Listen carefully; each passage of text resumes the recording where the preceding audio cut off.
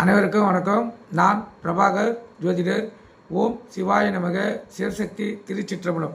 இப்போ என்ன சொல்ல போகிறேன்னா, நவ கிரகங்களை சார்ந்திருக்கும் தாவரங்கள் எத்தனை பேர் தெரியாது.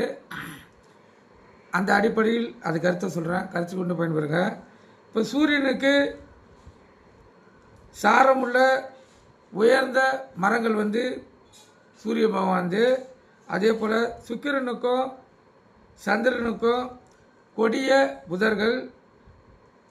அதே போல் சனி, செவ்வாய், ராகு, கேதுக்கு புதர்கள் முள் மலர்கள். குருக்கு பழமுள்ள மரங்கள், புதனுக்கு பழம் இல்லாத மரங்கள். கருத்தில் கொள்ளுங்க. இது இந்த பூமியில் நவகிரகங்கள் இயக்கக்கூடிய தாவரங்கள். கருத்தில் கொள்ளுங்க. இந்த தாவரங்களை எந்த கிரகங்கள் பாதிப்பில் இருக்கிறதோ இந்த தாவரங்களை வீட்டில் வளர்த்தால் அதனுடைய தோஷம் நீங்கும் என்பது ஜோதிட சாஸ்திரங்கள் கூறுகின்றன. நீங்கள் கருத்தில் கொண்டு பயன்படுங்க. இப்போ எடுத்துக்காட்டுக்கு,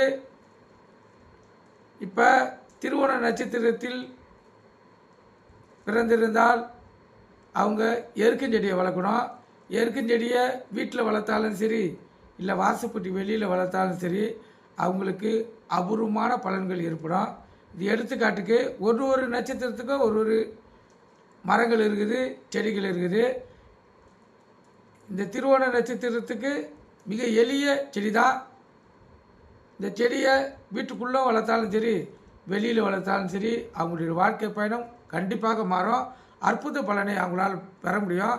காலையில் எழுந்தவுடன் அந்த இயற்கை செடியை வணங்கினாங்கன்னா அற்புதமான பலன் பெற்று சிறப்பான வாழ்க்கையை இந்த திருவோண நட்சத்திரக்காரர்களால் வாழ்க்கையில் வெற்றி பெற முடியும். கருத்து கொண்டு பயன்படுங்க. நன்றி, வணக்கம். வாழ்க வளமுடன்.